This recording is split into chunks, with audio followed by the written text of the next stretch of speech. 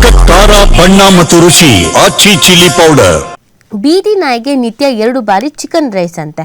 Supreme ಆದೇಶ ಪಾಲನೆಗಾಗಿ ಸರ್ಕಾರಿ ಕಚೇರಿ ಆವರಣಗಳ ನಾಯಿಗಳು ಶೀಘ್ರ ಡಾಗ್ ಶೆಲ್ಟರ್ಗಳಿಗೆ ಶಿಫ್ಟ್. ಶೆಲ್ಟರ್ನಲ್ಲಿ ಚಿಕನ್ ರೈಸ್ ಭಾಗ್ಯ. ಆಶ್ರಯ ತಾಣ ಎಲ್ಲೆಲ್ಲಿ ನೋಡೋಣ ಬನ್ನಿ.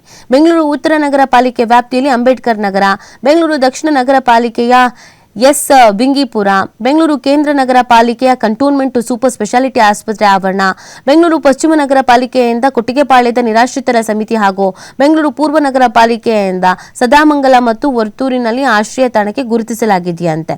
ಪ್ಲಾನ್ ಮಾಡ್ಕೊಂಡಿದ್ದಾರಂತೆ ಇವರು ಹೆಂಗೆ ಅಂತ, ಎಷ್ಟು ಖರ್ಚಾಗಬಹುದು ಅಂತ. ಆಶ್ರಯ ತಾಣದ ಪ್ರತಿ 100 ಬೀದಿ ನಾಯಿಗೆ ಮಾಸಿಕ ವೆಚ್ಚದ ವಿವರವನ್ನು ನೀಡಿದ್ದಾರೆ. ಎಷ್ಟೆಷ್ಟು ಅಂತಂದ್ರೆ ಪ್ಲಾನ್ ಹೆಂಗಿದೆ ಅಂದ್ರೆ, ನಾಯಿ 30,000, ಹಿಡಿಯುವುದು, ಸಾಕಾಣಿಕೆ, ಲಸಿಕೆ ಎಲ್ಲ ಬಾರಿಯೂ ಕೂಡ ಏರಿಕೆನೂ ಆಗ್ಬೋದು. ಇದು ಹಾಗೆಯೇ ಆಹಾರ 1,50,000, ಸಿಬ್ಬಂದಿ ವೇತನ 1,18,483, ಒಬ್ಬ ಪ್ಯಾರಾವೆಟ್, 4 ಸಹಾಯಕರು, ಔಷಧಿ ವೆಚ್ಚ 15,000, ಸ್ವಚ್ಛತಾ ಸಾಮಗ್ರಿ 10,000, ಆಡಳಿತ ವೆಚ್ಚ 10,000. ಒಟ್ಟು ಈ ರೀತಿಯಾಗಿ ಪ್ಲಾನ್ ಮಾಡ್ಕೊಂಡಿದ್ದಾರಂತೆ. ಸೊ ಇದು ಕೋರ್ಟ್ನ ಆದೇಶ ಇರುವಂತಹ ಹಿನ್ನೆಲೆಯಲ್ಲಿ ಈ ಥರದೊಂದು ಪ್ಲಾನ್ ಅನ್ನ ಮಾಡ್ಕೊಳ್ಳಲಾಗಿದೆ ಅನ್ನೋದು ಗೊತ್ತಾಗ್ತಾ ಇದೆ.